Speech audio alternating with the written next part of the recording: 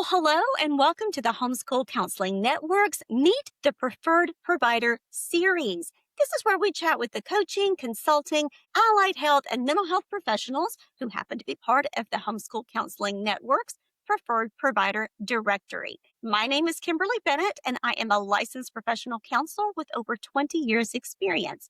I've also been a homeschooling mom for the past 7 years. I'm also the founder and the CEO of the Homeschool Counseling Network, a 501c3 nonprofit charitable organization that provides advocacy and free resources to homeschooling families. One of those free resources includes our Preferred Provider Directory. What is that? Well, this is where we have a listing of our homeschool-friendly allied health coaching, consulting, and mental health professionals.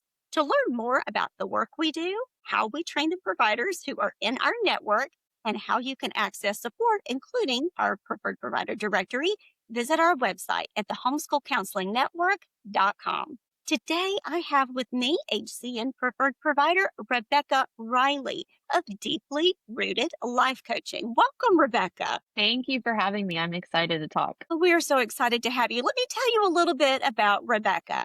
Rebecca is a former school counselor turned a life coach with a deep respect for education, family systems, and the real life pressures faced by both educators and parents. After spending 13 years in K through 12 public education, Rebecca started to notice a pattern. She saw highly capable, deeply caring people who were exhausted. And as a former school counselor, I am just nodding. If you are Yes. listening to this as opposed to watching it and you've worked in public education as a former educator or current educator, you understand. But here's what Rebecca really saw. She saw that providers were and professionals were struggling not because they lacked skill or faith, but because they were carrying unaddressed burnout, internal pressure, and beliefs formed in seasons of stress. Today, Rebecca's going to share with us her journey from educator to life coach. So, Rebecca, tell us a little bit about your journey. What led you to where you are now and into this field? Sure. So I could take probably an hour and tell you my whole story, but I'm just gonna stick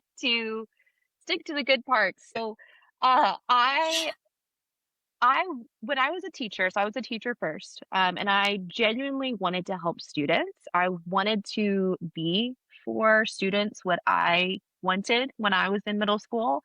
And so I became a school counselor. And I was drawn to school counseling because it blends mental health, guidance, real life problem solving. And I knew I didn't want to do therapy, but I wanted to help people, which is why school counselors usually do what they do. We don't do it for the money and we don't do it for the most That's so part. true. We want to help. We want to help people. So I wanted to be in the action. I didn't want to do therapy forever, and school counseling felt very practical and purposeful. I have always been wired to see people very clearly, and I love helping people untangle what feels overwhelming and move towards solutions. And I didn't realize at the time that that is a very transferable skill into life coaching. So that's kind of just a little bit about my story. And when it comes to kind of what happened next, I essentially got so chronically stressed from the work that I was doing as a school counselor that essentially from the chronic stress, I think just over time, I developed chronic migraines and I kind of Oh, got backed into a corner in the sense that I had to make a decision. So I went from middle school counseling to high school counseling, thinking that that transition was still going to be able to give me what I was wanting as a school counselor, interaction with kids, but it wasn't going to be so heavy with lunch duty and all those things. Well, turns out that it was a oh, different level of hard. It was a different level of stress. Yes, and so instead of, and no. I loved my job. Staring at a computer screen all day and then doing all the other things that come with high school counseling, it was just a new problem wrapped in a new package. And so I loved what I did, but I was having migraines every single day. And so because I was in this new district, I Oh, couldn't take FMLA because I hadn't been there a year. And they were very, very sweet, nothing against the district I was working for, but essentially they were like, there's nothing else we can do for you, which I understand.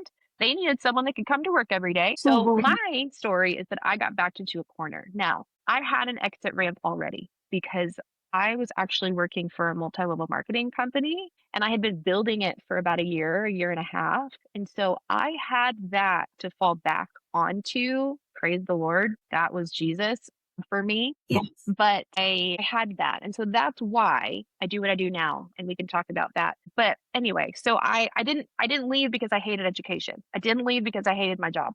I left because my body physically could not survive it anymore. And I hear from school counselors all the time that are like, I am drowning. I don't know what to do. And I wish that someone would have told me that there is something else that you can do with the skills you already have. Because that was my other reason why I didn't ever quit, is because I didn't think there's anything else I could do with my counseling degree.